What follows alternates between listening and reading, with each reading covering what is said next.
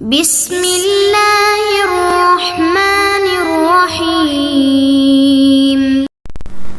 اعوذ باللہ من الشیطان الرجیم بسم اللہ الرحمن الرحیم وبہ نستعین انہ خیر ناصر ومعین رب اشرح لی صدری ویسر لی امری واحلل عقدۃ من لسانی یفقہوا قولی۔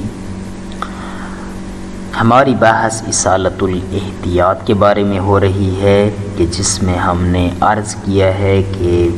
اصالۃ الاحتیاط وہاں جاری ہوتی ہے کہ جہاں پر اصل تکلیف معلوم ہوتی ہے لیکن مکلف بہ کے اندر انسان کو شک ہوتا ہے اور احتیاط کرنا بھی اس کے لیے ممکن ہوتی ہے، تو یہاں پر اصالۃ الاحتیاط کو جاری کیا جاتا ہے۔ بس کے شروع میں ہم نے عرض کیا تھا کہ اصالۃ الاحتیاط میں ہم یہ جو مکلف بہ کے اندر شبہ وارد ہو رہا ہے اس کو دو قسموں کی طرف تقسیم کرتے ہیں، یا شبہ جو ہے وہ تحریمیہ ہوتا ہے یا پھر شبہ جو ہے وہ وجوبیہ ہوتا ہے۔ ابھی تک ہم جس شبہ کو پڑھ رہے ہیں وہ شبہ تحریمیہ ہے۔ شبہ تحریمیہ میں پھر ہم نے دو باتیں کی تھیں کہ یا تو جو مکلف بے جن امور کے ساتھ مشتبہ ہوا ہے وہ یا تو گنے چنے ہوں گے، چند ایک ہوں گے، محصور ہوں گے، تو اسے کہا جائے گا شبہ محصورہ۔ اس کا حکم ہم نے پڑھ لیا ہے کہ قاعدہ اولیہ ہو یا پھر وہاں پر قاعدہ ثانویہ، بہر صورت وہاں پر احتیاط کو جاری کیا جائے گا۔ آج کی جو ہماری بحث ہے وہ شبہ غیر محصورہ میں ہے کہ جہاں پر مکلف بہ ایسے امور کے ساتھ مشتبہ ہو جاتا ہے کہ جو من حیث لا یحصا ہیں، جن کو شمار نہیں کیا جا سکتا یا شمار میں آتے بھی ہیں تو بہر صورت بہت زیادہ کہلاتے ہیں، تو وہاں پر علماء اصولیین کا اس بات پر اتفاق ہے کہ شبہ تحریمیہ موضوعیہ غیر محصورہ کی تمام اطراف کے اندر علم اجمالی منجز اور فعلی نہیں ہوتا، یعنی علم اجمالی جو ہے اس کو اہمیت نہیں دی جاتی اور اس کے احکام کو یہاں پر جاری نہیں کیا جاتا، بلکہ یہاں پر جو ہے اگر ایسے مورد میں شبہ وارد ہو جاتا ہے تو اس کے ساتھ ویسا معاملہ کیا جاتا ہے جیسا کہ شبہ بدویہ کے اندر معاملہ ہوتا ہے، یعنی اس کو پھر خاطر میں نہیں لایا جاتا، اس کی پرواہ نہیں کی جاتی۔ اس کو سمجھانے کے لیے سادہ سے آپ یوں مثال ذہن میں رکھ سکتے ہیں کہ مثلا جو ہے وہ یعنی اس کو موضوع کو سمجھنے کے لیے کہ ایک بندہ سفر پہ گیا ہوا ہے اور وہاں پر اس نے اعلان سنا ہے کہ اس مسافر کا جو شہر ہے اس میں سے ایک گھر جل گیا ہے، یا مثلا وہاں پر ایک بندے کو جو ہے وہ حادثاتی طور پر موت آ گئی ہے۔ اب یہاں پر اگرچہ اس بندے کا گھر بھی وہاں پر موجود ہے لیکن ان ہزاروں گھروں میں سے جو ہے وہ یا مثلا وہ لاکھوں کی جو آبادی ہے اس میں سے اس کا گمان اس طرف نہیں جاتا ہے کہ وہ گھر میرا ہی گھر ہوگا، یا مثلا وہ جو بندہ مرا ہے وہ میرے اہل و عیال میں سے کوئی ایک ہوگا۔ تو جس طرح اس قدر وسیع پیمانے پر جو ہے وہ اگر چیزیں موجود ہوتی ہیں اور ان میں اگر شبہ پیدا ہو جاتا ہے اور عقلاء اس کو اہمیت نہیں دیتے ہیں تو بعین ہی جو ہے وہ شبہ غیر محصورہ بھی ویسا ہی ہے۔ علماء اصولیین بھی اس کو علم اجمالی کے اس میں اطراف میں جو ہے وہ کیا کرتے ہیں، اہمیت نہیں دیتے ہیں اور یہاں پہ علم اجمالی کو منجز قرار نہیں دیتے ہیں اور اس کی پرواہ نہیں کرتے۔ اب اگر جو ہے وہ شبہ وارد ہو جاتا ہے تو اس کا حکم کیا ہے؟ فرماتے ہیں کہ اگر تو مکلف کو اس بات کا قطعی طور پر علم ہے کہ مولا کی طرف سے کوئی نہ کوئی تکلیف میری گردن پہ آئی ہوئی ہے، یا قطعاً جانتا ہے کہ اطراف شبہ میں ہے، یا یہ ہے کہ اس کو اطراف میں سے جو ہے وہ کسی ایک طرف میں احتمال ہے کہ اس میں یقیناً یا شاید اس میں جو ہے وہ میرے لیے مولا کی طرف سے ایسی تکلیف موجود ہے کہ جس تکلیف کو ترک کرنے پر مولا راضی نہیں ہے اور مولا اس تکلیف کی مخالفت کو حرام سمجھتا ہے، تو فرماتے ہیں کہ اس میں تو سٹریٹلی طور پر یہ حکم لگایا جائے گا کہ یہاں پر نہ تو تمام اطراف شبہ میں اور نہ ہی بعض اطراف شبہ میں جو ہے ترخیص کا حکم لگایا جائے گا، بلکہ یہاں پر جو ہے وہ احتیاط کا دامن تھاما جائے گا، چونکہ اشتغال یقینی برات یقینیہ کا تقاضا کرتی ہے، تو یہاں پر جو ہے علم اجمالی فعلی ہوگا۔ ہماری بحث یہاں پر نہیں ہے، ہماری بحث وہاں پر ہے کہ جہاں پر کسی شے کی حرمت پر کوئی دلیل شرعی آ جاتی ہے اور دلیل شرعی آ کر کہتی ہے کہ مثلاً فلاں اس طرح کی جو چیزیں ہیں وہ حرام ہیں، اب یہ حرمت کا جو حکم ہے یہ مطلق ہے اور شبہ غیر محصورہ میں آنے والے جو اطراف ہیں ان کو بھی شامل ہے۔ اب ہماری بات اس میں ہے کہ آیا یہ جو حرمت والی دلیل آئی ہے اور اس کا اطلاق شبہ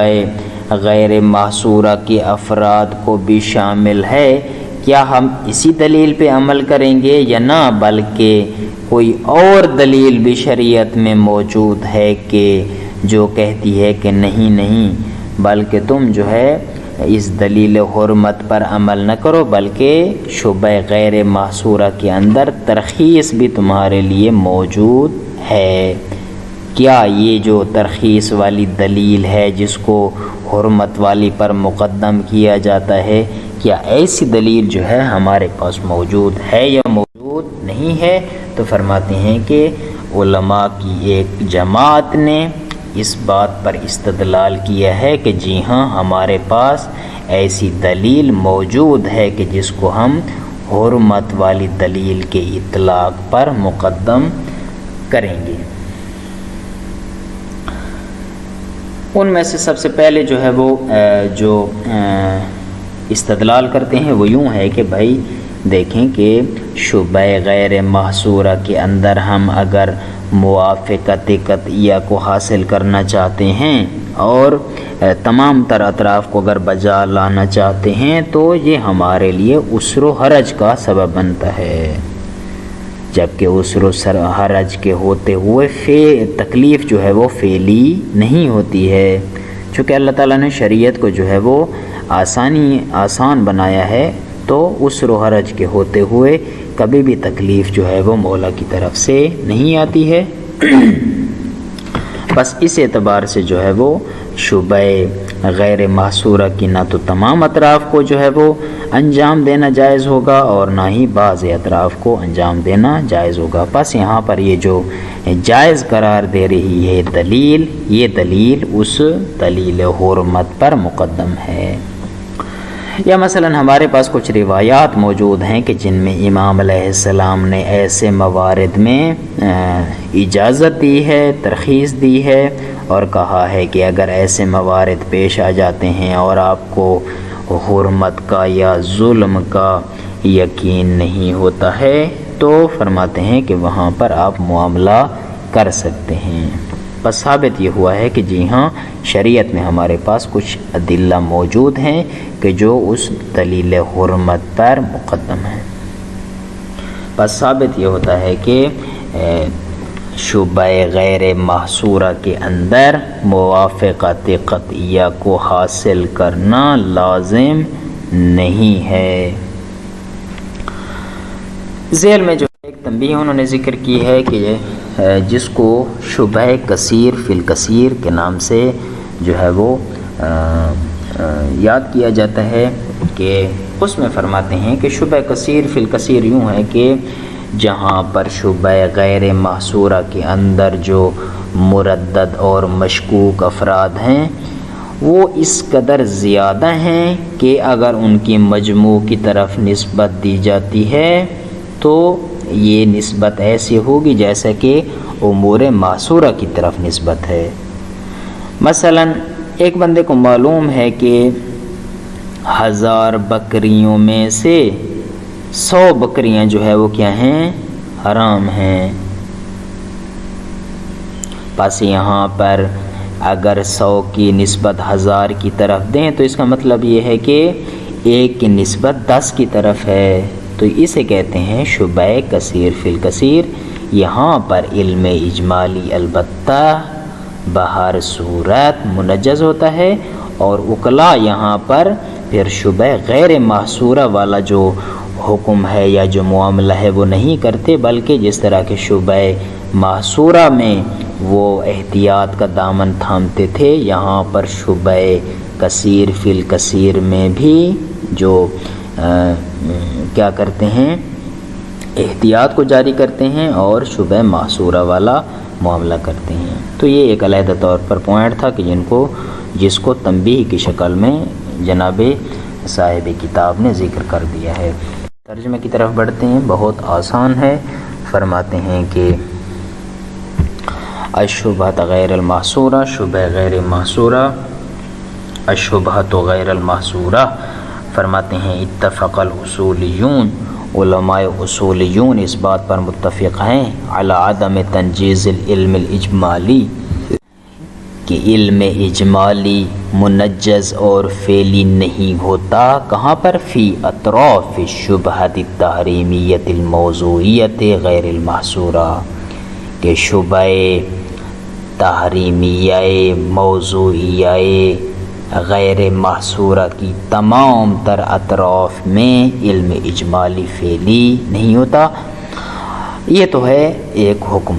اب یہاں پر فرماتے ہیں ولا بد من تحدید الموضوع غیر المحصورہ۔ اولاً سب سے پہلے ضروری ہے کہ ہم شبہ غیر محصورہ کا جو موضوع ہے اس کی حد بندی کریں کہ بھئی اس کا موضوع بالآخر کیا ہے، ثم بیان حکم ثانیاً، پھر ہم اس کے حکم کو بیان کریں گے۔ اما الاول، بہر صورت جہاں تک موضوع کی بات ہے، فرماتے ہیں فبیانہ، اس کا بیان یہ ہے کہ انہ ربما تبلغ اطراف الشبہۃ الی حد، بس اوقات شبہ کی اطراف اس حد تک پہنچ جاتی ہیں یوجب ضعف احتمال کون الحرام فی طرف خاص، کہ اس حد تک اطراف شبہ پہنچ جاتی ہیں کہ جہاں پر طرف خاص میں حرام کا احتمال دینا ضعیف ہو جاتا ہے، بحیث لا یعتنا بہ العقلاء، کہ عقلاء اصلاً اس حرام کی وہ جو آپ احتمال حرمت دے رہے ہیں اس کی پرواہ نہیں کرتے۔ وَيَتَعَامَلُونَ مَعَهُ مُعَامَلَةَ الشَّكِّ الْبَدْوِي، اور علماء جو ہے ایسی، یعنی چونکہ اطراف شبہ بہت زیادہ ہیں، اگر آپ کسی خاص طرف کو حرام قرار دینے کا احتمال دیتے ہیں تو وہاں پر علماء عقلاء اس کی پرواہ نہیں کرتے اور اس کے ساتھ شک بدوی والا معاملہ کرتے ہیں۔ فَلَوْ أُخْبِرَ أَحَدٌ بِاحْتِرَاقِ بَيْتٍ فِي بَلَدٍ، پس اگر کہیں پر کسی ایک بندے کو خبر دی جاتی ہے کہ کسی شہر میں کوئی گھر جل گیا ہے، اور اغتیال انسان فی ہے، یا مثلا کسی اس شہر میں رہنے والے باشندوں میں سے کسی ایک انسان کو ناگہانی موت نے اچک لیا ہے، وَلِسَامِ فِيهِ بَيْتٌ وَلَدٌ، یا اور جو سن رہا ہے خبر کو، اس سننے والے سامع کا اس شہر میں یا تو گھر موجود ہے، اور ولد، یا یہ ہے کہ گھر کے ساتھ ساتھ اس کی اولاد بھی وہاں پر رہتی ہے تو لا یعتد بذالک الخبر، یہ بندہ اس خبر کی پرواہ نہیں کرتا ہے، چونکہ وہاں پر 1000 گھر ہے، 1500 گھر ہیں، تو اس کا ذہن اپنے گھر کی طرف نہیں جاتا ہے کہ وہی میرا گھر ہی ہوگا جو جلا ہے۔ تو یہ ہوتا ہے شبہ غیر محصورہ کے، جس کی وکلاء جو ہے وہ عام روٹین میں پرواہ نہیں کرتے۔ جہاں تک جو ہے وہ اما حکمھا، شبہ غیر محصورہ کے حکم کی بات ہے، فلو علم المکلف علما وجدانیا، اگر تو مکلف کو درونی طور پر اور قطعی طور پر علم ہے کس چیز کا، بے وجود تکلیف قطعی، کہ اس کی گردن پر مولا کی طرف سے کوئی قطعی تکلیف آ چکی ہے، او احتمالین بین الاطراف، یا یہ کہ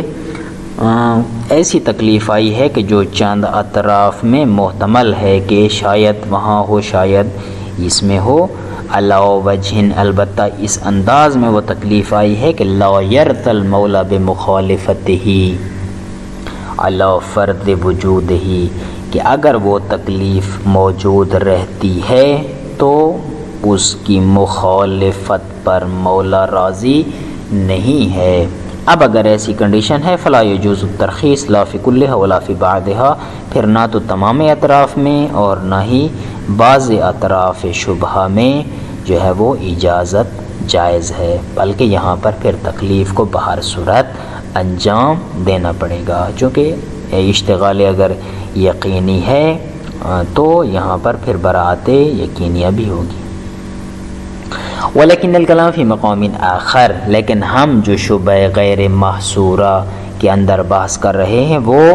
بحث کسی اور جگہ پہ ہے، وہ کون سی ہے؟ وہو انہ اذا دل دلیل الشرعی علی حرمت الشیء، جب کسی شے کی حرمت پر دلیل شرعی جو ہے وہ دلالت کرتی ہے، وکان مقتضی اطلاق الدلیل حرمتہ مطلقا، اور یہاں پر دلیل کا جو اطلاق ہے وہ اس بات کا تقاضا کرتا ہے کہ اس کے ذیل میں آنے والی چیزیں مطلقاً کیا ہیں؟ حرام ہیں۔ وَإِنْ كَانَتْ غَيْرَ مَحْصُورَةٍ، اگرچہ وہ چیزیں کیا ہوں؟ شبہ غیر محصورہ میں ہوں، یعنی جن کو شمار نہ کیا جا سکتا ہو۔ فَحَلْ هُنَاكَ دَلِيلٌ أَقْوَى، پس یہاں پر بحث یہ ہے کہ ایک طرف تو یہ حرمت والی دلیل مطلق آ جاتی ہے جو شبہ غیر محصورہ کو بھی شامل ہے، تو کیا وہاں پر کوئی اور اس سے قوی ترین دلیل موجود ہے یقدم علی ذلک الاطلاق، جس کو ہم اطلاق حرمت والی دلیل پر مقدم کریں گے یا نہ؟ ایسی کوئی دلیل موجود نہیں ہے۔ وقد استدل القوم علی وجود دلیل، لیکن ایک قوم نے استدلال کیا ہے کہ جی ہاں ایسی دلیل اقوا ہمارے پاس موجود ہے کہ جس کو مقدم کیا جائے گا اس حرمت اطلاق والی دلیل پر، بوجوہ، اور وہ جو دلیل ہے وہ چند ایک اعتبار سے ہے کہ جن میں سے ہم بعض کو ذکر کرتے ہیں۔ الاول، سب سے پہلی جو ہے وہ کیا ہے؟ ان الموافقۃ القطعیۃ فی الشبہۃ غیر المحصورۃ، کہتے ہیں کہ شبہ غیر محصورہ کے اندر موافقت قطعیہ کو حاصل کرنا امر، ایک ایسا امر ہے موجب للعسر، جو عسر کا سبب ہے، ومعہ، اور اس عسر کے ہوتے ہوئے، لا یکون تکلیف فعلیا، تکلیف کبھی بھی فعلی نہیں ہوتی۔ فیجوز ارتکاب الاطراف جمیعہ و بعضها، پس اس صورت میں ارتکاب اطراف جمیع بھی جائز ہے اور بعض اطراف کا بھی ارتکاب کرنا جائز ہے۔ دوسرا یہ ہے کہ الروایات الواردۃ حول الجبن، جبن جو ہے وہ ظاہراً پنیر جو ہے اس کے معنی میں استعمال ہوتا ہے، تو وہ روایات کے جو اس کے حول اور اس کے ذیل میں آئی ہیں جن کو حمل کیا جاتا ہے شبہ غیر محصورہ پر، کہ الدالۃ علی عدم وجوب الاجتناب، کی جو دلالت کرتی ہیں کہ بہر صورت اجتناب کرنا واجب نہیں ہے۔ ان میں سے پہلی روایت اسحاق بن عمار کی ہے کہ ایسے مرد کے بارے میں کہ جس نے یشتری من العامل وهو یظلم، کسی ایسے عامل سے کوئی چیز خریدے کہ جو کسی ظالم حکومت کا عامل تھا، تو امام علیہ السلام نے فرمایا یشتری منہ، اس سے خریداری کی جا سکتی ہے، ما لم یعلم انہ ظلم فیہ احد، تب تک کی جا سکتی ہے کہ جب تک یہ معلوم نہ ہو جائے کہ اس مورد میں اس نے کسی پر ظلم کیا تھا، تب تک خرید سکتے ہیں۔ دوسری روایت جو ہے عبد الرحمن بن ابی عبداللہ کہتا ہے کہ میں نے کسی ایسے مرد کے بارے میں سوال کیا کہ ایشتری من العامل وهو یظلم، کیا وہ عامل سے کوئی چیز خرید سکتا ہے جب کہ وہ عامل جو ہے وہ کسی ظالم حکومت کا کارندہ ہو؟ تو فرمایا کہ یشتری منہ، خرید سکتا ہے۔ فقط وردت روایات فی اخذ جوائز ظالم، اس کے علاوہ باقی روایات بھی وارد ہوئی ہیں کہ جو ظالم کے جو جوائز ہیں اور انعامات ہیں ان کو لے سکتے ہیں۔ اس کے علاوہ باقی روایات ہیں کہ جو مورثات جو موجب بنتی ہیں للیقین، اس بات کا یقین حاصل ہو جاتا ہے کہ بعد میں وجوب موافقت القطعیہ کے موافقت قطعیہ نہیں ہے۔ تنبیہ بڑی آسان ہے، فرماتے ہیں اذا کان المردد فی شبہۃ غیر المحصورۃ افرادا کثیرۃ، کہ جب شبہ غیر محصورہ میں جو مردد افراد ہیں وہ بہت زیادہ ہوں، نسبت مجموعہ الی المشتبہات، کہ ہم اگر ان مردد افراد کی شبہ غیر محصورہ کے افراد کی طرف اگر نسبت دیتے ہیں تو یہ ایسے ہے کہ نسبت شیء الی الامور المحصورۃ، جس طرح کہ ایک چیز کی نسبت دی جائے امور محصورہ کی طرف۔ کیسے؟ کما اذا علم بوجود مئات شاۃ محرمۃ فی ضمن 1000 شاۃ، مثلا ایک بندے کو معلوم ہے کہ 1000 بکریوں کے ذیل میں 100 بکریاں حرام ہیں، فإن نسبۃ المئہ الی الالف نسبۃ الواحد الی العشرہ، بس یہاں پر جو 100 کی نسبت ہے 1000 کی طرف وہ ایسے ہے جیسے 1 کی نسبت 10 کی طرف ہے۔ وہذا ما یسمى بشبہۃ الکثیر فی الکثیر، اسے نام دیا جاتا ہے شبہ کثیر فی الکثیر کا۔ فالعلم الاجمالی ہنا منجز، یہاں پر علم اجمالی منجز ہوگا۔ والوکلاء یتعاملون معه معاملۃ شبہۃ المحصورہ، اور ایسے موارد میں وکلاء اس کے ساتھ جو معاملہ کرتے ہیں وہ شبہ معصورہ والا ہوتا ہے۔ ولا يعد احتمال الحرمت فی کل طرف احتمالا ضئیلا، اور یہاں پر حرمت میں جو ہر طرف احتمال موجود ہوتا ہے اس احتمال کو احتمال ضعیف قرار نہیں دیا جاتا۔ صلی اللہ علیہ سیدنا محمد وآلہ الطاہرین۔